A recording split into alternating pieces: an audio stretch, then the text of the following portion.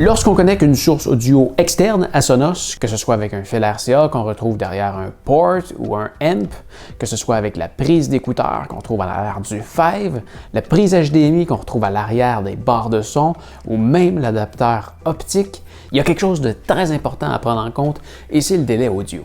Je vais te montrer comment l'ajuster et ensuite le pourquoi et le comment. Alors, on prend son téléphone et on se rend dans l'application de Sonos. On va retrouver complètement en bas à droite l'engrenage, donc c'est les paramètres. Ensuite, on va se rendre dans la section Système et puis on va se rendre dans la pièce où est-ce qu'on veut faire le changement de délai. Donc, sur ce cas-ci, on va y aller avec mon Sonos 5 qui, tu le vois pas, il est juste à côté ici. C'est mon haut-parleur d'ordinateur. Alors, je vais aller sur 5. Et moi, j'ai nommé la pièce comme le nom du haut-parleur, mais toi, ça pourrait être salon ou n'importe quoi. Et on va ensuite se rendre un peu plus bas. Et tu vois ici, on a le audio delay ou le délai audio. Alors, on rentre dans cette section-là. Et là, ce qu'on va voir ici, c'est un délai qui va de 75 millisecondes à 2 secondes. Alors, lequel est-ce que tu devrais choisir? L'idée des délais ici, c'est que contrairement aux autres sources que tu vas faire jouer sur Sonos, comme par exemple YouTube Music, eh bien, Sonos ne reçoit pas que des informations qui envoient à tous les haut-parleurs en même temps. Il doit d'abord numériser l'information qui rentre de façon analogique par un fil RCA, et ensuite, il doit envoyer ce flux d'informations-là à tous les autres haut-parleurs de la maison, si tu veux le faire jouer dans plusieurs haut-parleurs. Et il doit s'assurer de l'envoyer le plus rapidement possible et que ça joue en parfaite synchronisation. Avec un délai de 2 secondes, ça donne le temps à Sonos de bien traiter l'information et de l'envoyer aux autres haut-parleurs dans la meilleure qualité possible. Si tu écoutes seulement une source audio, comme un lecteur CD ou un tourne-disque que tu as branché dans un de tes appareils pour l'écouter dans tous tes haut-parleurs, choisis 2 secondes. Ça va te donner l'opportunité d'avoir la meilleure qualité audio possible et ça ne changera pas grand-chose pour toi. Par contre, si c'est ton ordinateur, une télévision ou n'importe quelle autre source audiovisuelle, là, ce que tu veux prendre, c'est le fameux 75 millièmes de seconde. Sinon, il va y avoir un délai entre ce que tu vois et ce que tu entends. Un peu comme l'exemple que je suis en train de faire. Mes lèvres ne suivent pas du tout ce que je dis. Ils sont 2 secondes en avance sur ce que tu entends. Et pour vrai, personnellement, la différence que je peux entendre entre 75 millisecondes et 2 secondes est à peine perceptible. Les deux autres options, ceux-là, je ne te recommanderais pas. C'est certain qu'ils donnent une meilleure qualité audio, mais à un plus grand délai. Et quand on regarde une source audiovisuelle, ce qu'on veut, c'est le plus rapide possible. À 150 millièmes de seconde, on peut commencer à voir le délai. Remarque que tu pourrais l'utiliser si tu as besoin de retarder l'audio. Mais à 75 millièmes de seconde, même quand je me concentre avec mes yeux de monteur là-dessus, j'ai de la misère à voir le délai. Et 75 millièmes de seconde, ça passe vraiment très très vite. En fait, c'est long comme ça. L'as-tu vu? Comme ça. C'est vraiment rapide. Je suis en train de faire le montage de la vidéo et j'ai juste réalisé un petit truc qui a une grande importance en fait dans la question des délais.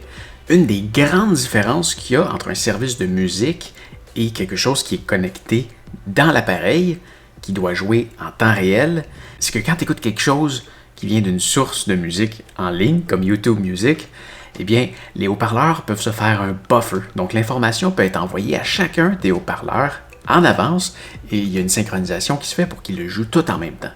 Par contre, quand le son rentre et qu'il y a 75 millisecondes pour l'envoyer partout, eh bien, ce que ça risque de créer, c'est des petites coupures que tu peux remarquer une fois de temps en temps. Si ton réseau sans fil n'est pas bon, ou si ton réseau filaire, si tu as des problèmes de réseau, eh bien, ça prend un système excessivement rapide pour être capable de traiter toute l'information et l'envoyer à tout le monde en temps réel, sans buffer. Parce qu'à 75 millisecondes, on peut dire qu'il n'y a pas de buffer.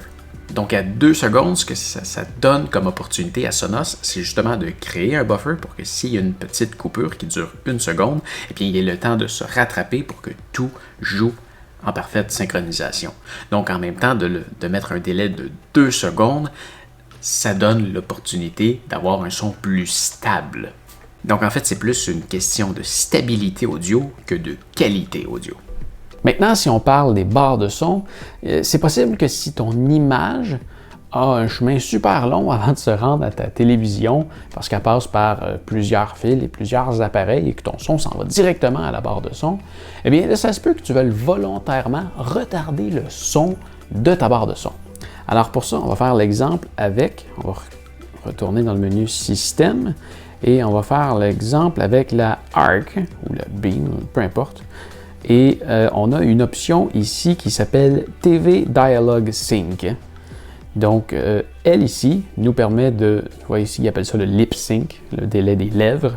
Eh bien là, il y a un délai qui peut s'appliquer jusqu'à 5 qui va retarder un peu l'audio avant de l'envoyer. Donc ça, c'est un deuxième délai qui est possible de faire sur les barres de son. Donc on voit ici, on a le groupe Audio Delay qui est le même qu'on a vu tantôt, qui s'appelait seulement Audio Delay. Et on a le TV Dialogue Sync pour retarder l'audio.